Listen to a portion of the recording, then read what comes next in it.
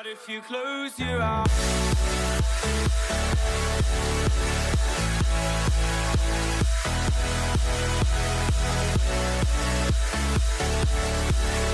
tout le monde, c'est Valentin Laclique du modélisme. Aujourd'hui on se retrouve pour une nouvelle vidéo. Donc comme vous pouvez voir aujourd'hui, on a la nouvelle voiture de Robin.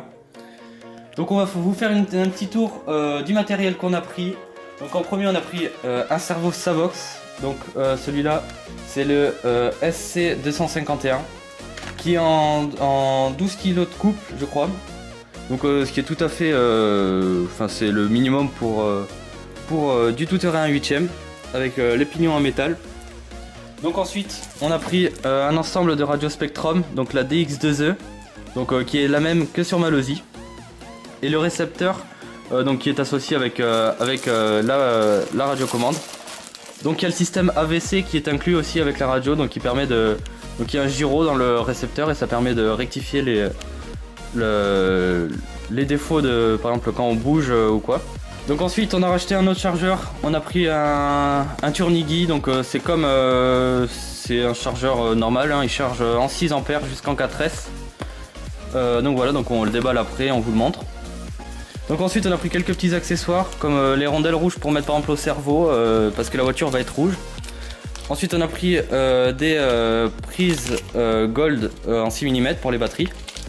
On a pris un palonnier de chez Dynamite, rouge bien sûr, donc pour le cerveau.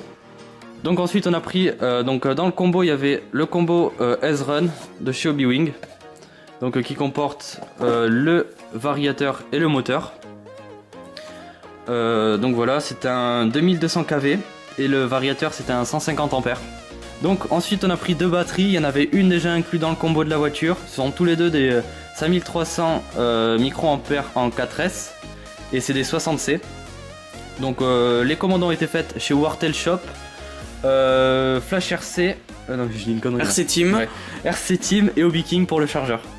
Voilà, donc tout ça dans la description si vous voulez avoir les liens de RC Team, Hobby-Wing, Hobby King et Wartel Shop. Voilà.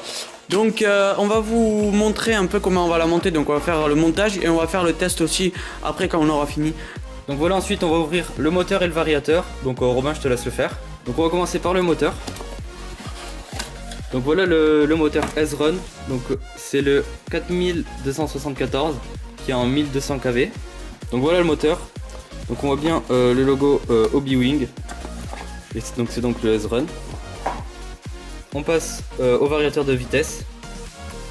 Donc c'est le S-Run Max 8 qui est en 150 ampères avec du 4S. Je crois qu'il accepte 4 ou 6S maximum, je sais pas exactement. Donc vous voyez, il est assez gros quand même, hein.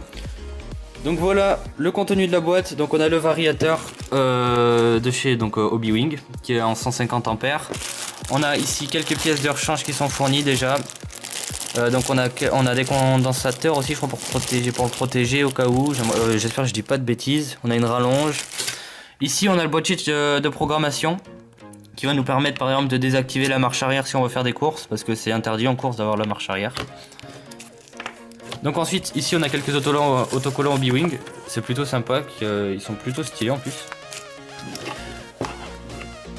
Sur le variateur de vitesse, il y a... je sais pas, tu vois la notition.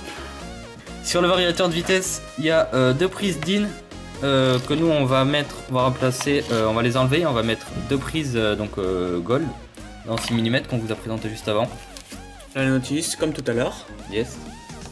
Et un petit papier pour les règles de sécurité.